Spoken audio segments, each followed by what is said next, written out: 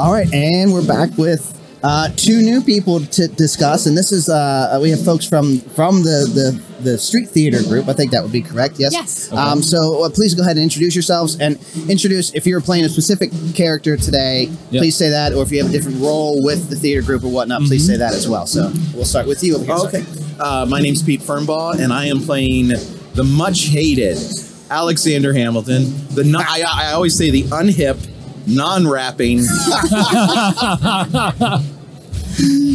totally villainous Alexander Hamilton. Yes. In all his scheming glory. I am Terry Perry, and I'm playing Rachel Holcroft.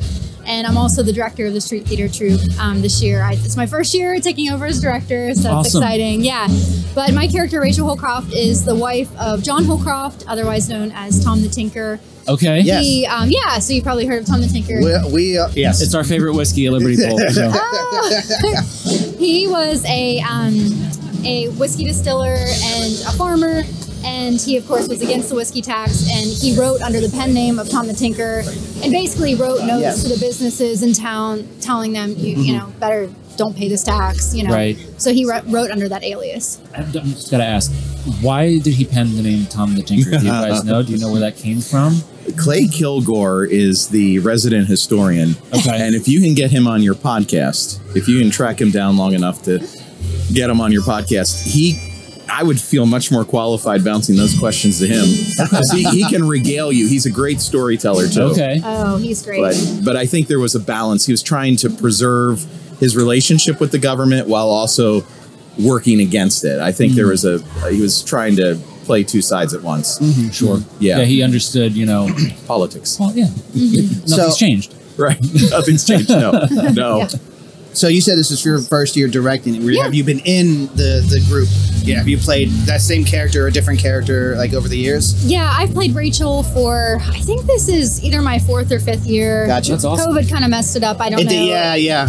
I talk about, you know, we've been here for 3 years, but it's, you know, we skipped a year. So Really, right. Yeah. So we did a virtual thing during COVID. Right. But yeah, this is either my 4th or 5th year playing Rachel. That's awesome. So I've been, you know, involved in the Street Theater for a while now.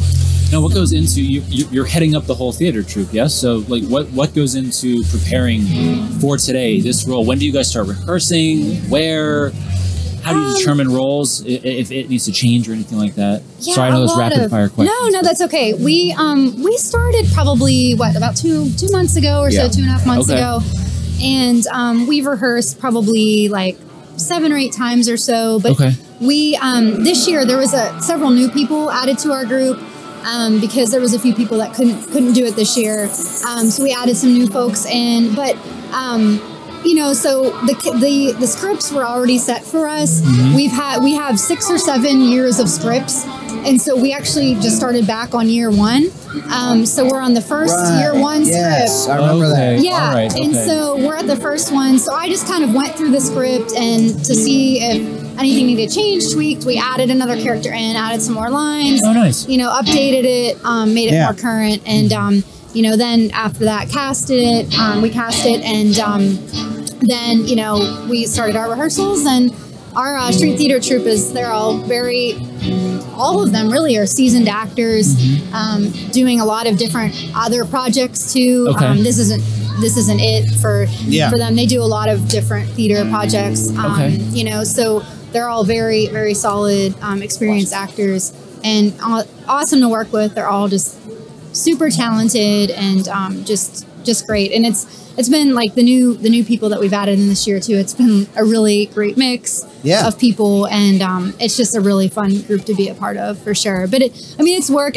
Somebody said to me earlier, "Oh, I heard it's a lot of hard work," and I'm like, it's not work for me. Like, it's just so enjoyable, and it's fun. Like, and we rehearse actually right here, normally in the pavilion. Oh, nice. We'll rehearse here, and then sometimes we'll be over at the Lemoyne House Garden. But like, this is not work for me. This is my fun time. I get to come here and play. That's awesome. She's a mother of 3. So. Yes.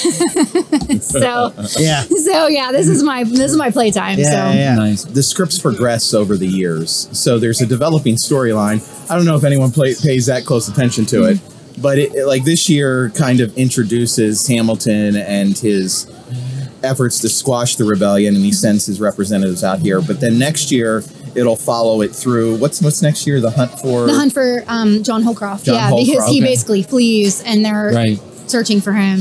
And then at some point, Alexander Hamilton will actually come to Washington and make his presence known. And in that year, Washington is actually a character. President Washington is actually a character. Okay. Because President Washington actually donned his military uniform again one last time to try to put down this rebellion. But he wasn't as passionate. I see what he did there. I see what he did. I appreciated that. I appreciate the reference. You're welcome.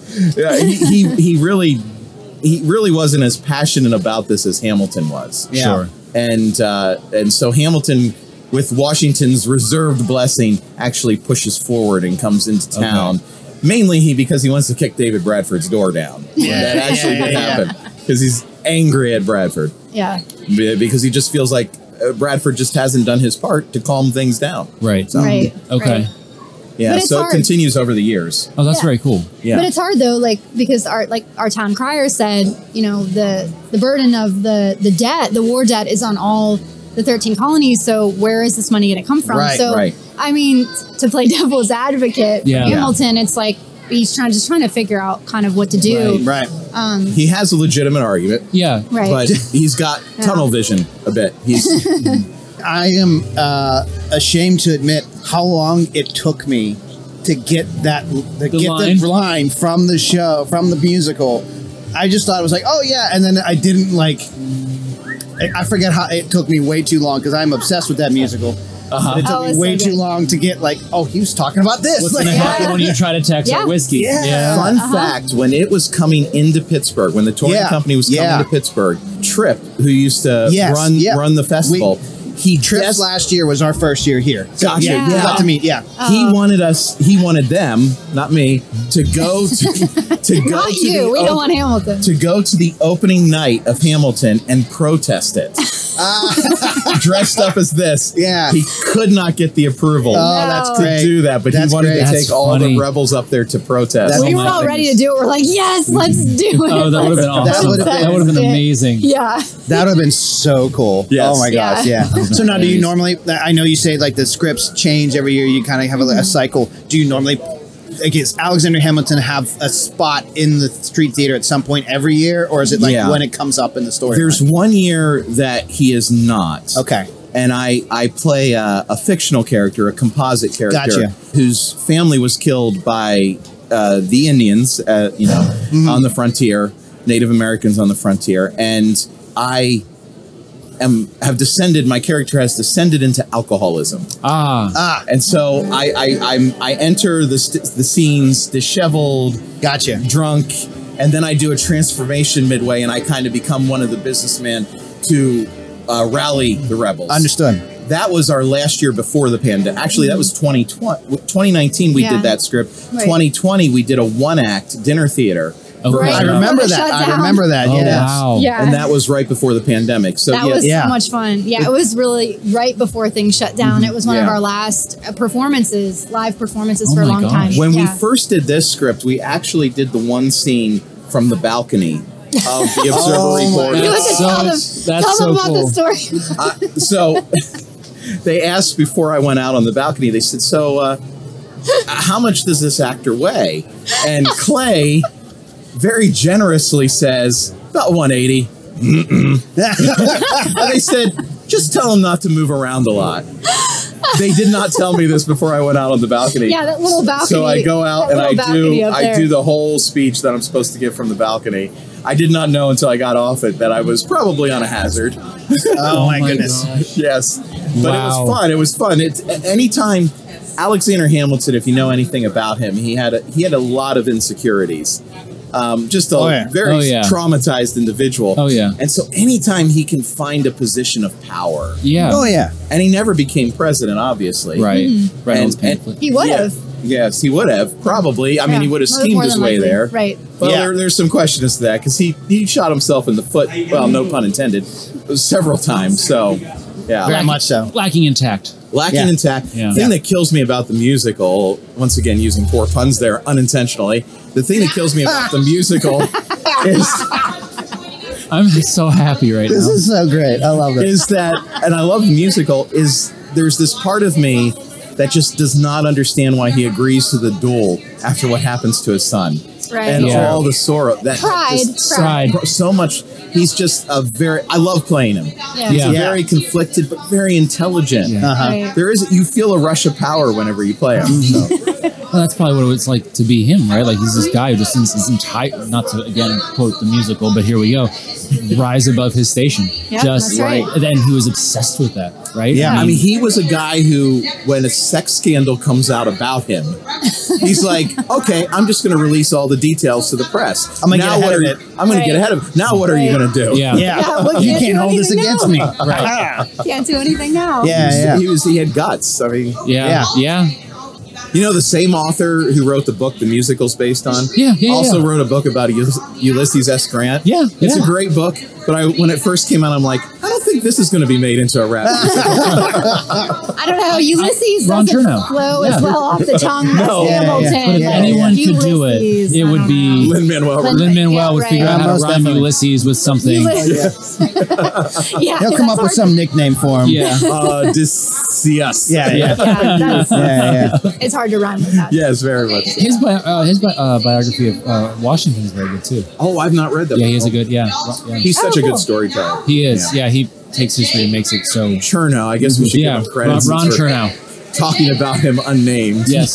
Yeah. Should he come upon The this? He'd be like, mystery. I didn't remember his name, so I'm I'm going to sue those two guys in Pittsburgh. Say my name. Now we're getting into Breaking Bad. Yeah, That's right. That's right. Oh, that's right. I was like, where do I know that from? Yeah. Amazing. Oh my God. Okay, tell us about your character. So And then her role. Yeah, we've talked a bit about Hamilton, but that's a lot easier to talk about after the musical. That's right.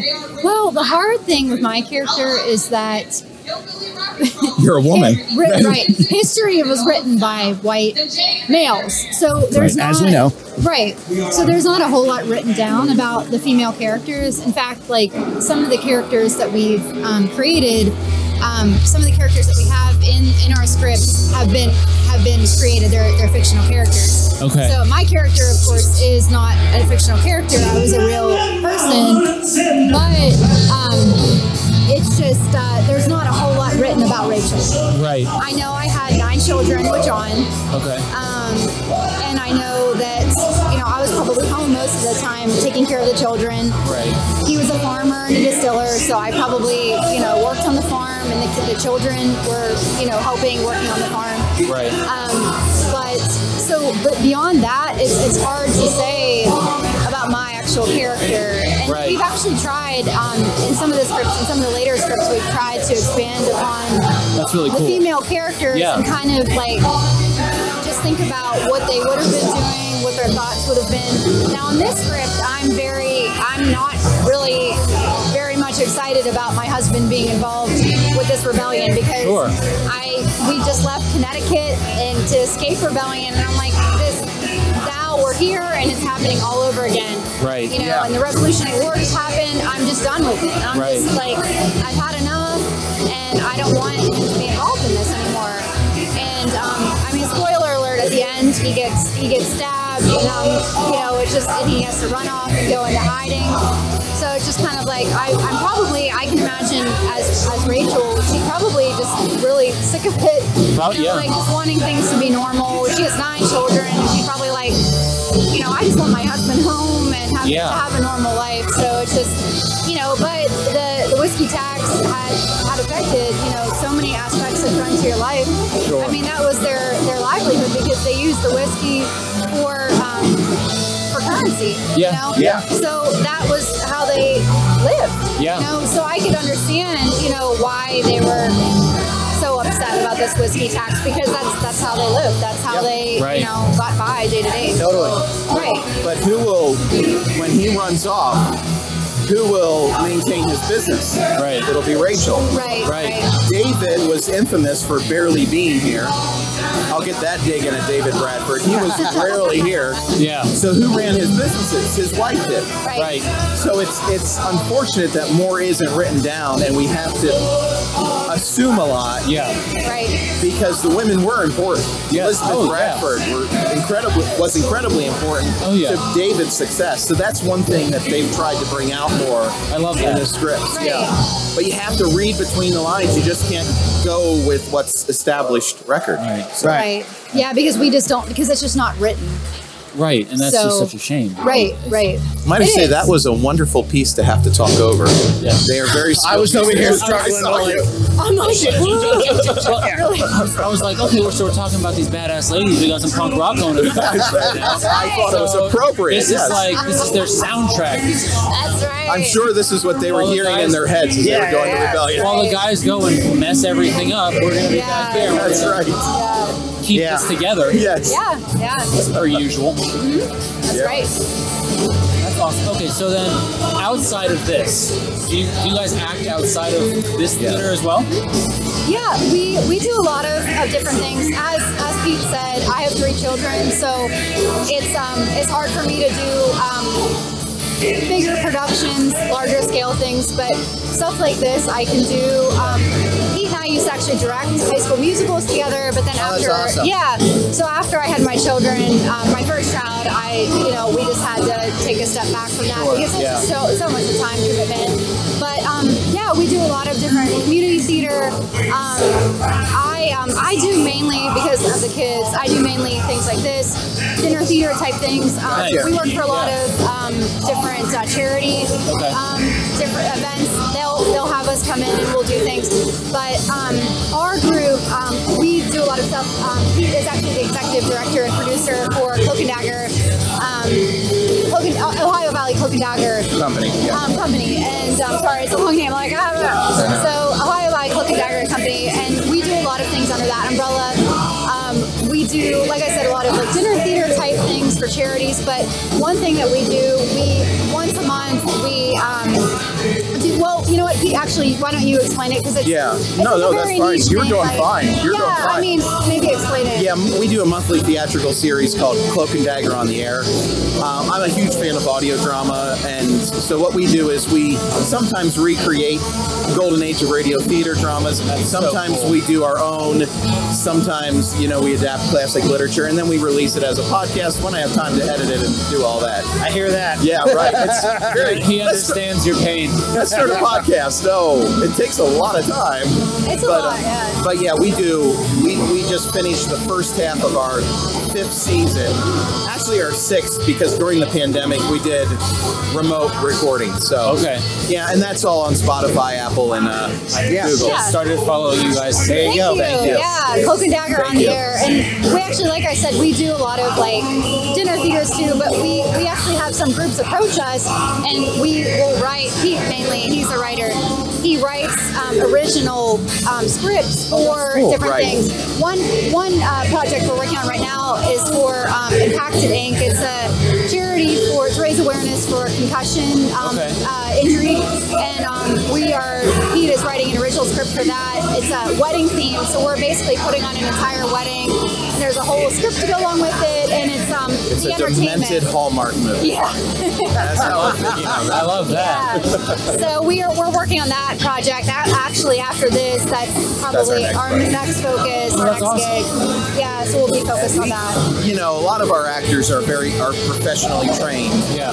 It's hard to make a living as an actor in this area, so a lot of us, we come from all sorts of backgrounds, but they're all, in my mind, they're all professional actors. Right. They certainly approach it with that spirit, and it's just a joy to work with so many different personalities, so many different talents, and we really try to contribute to the educational aspect of the local.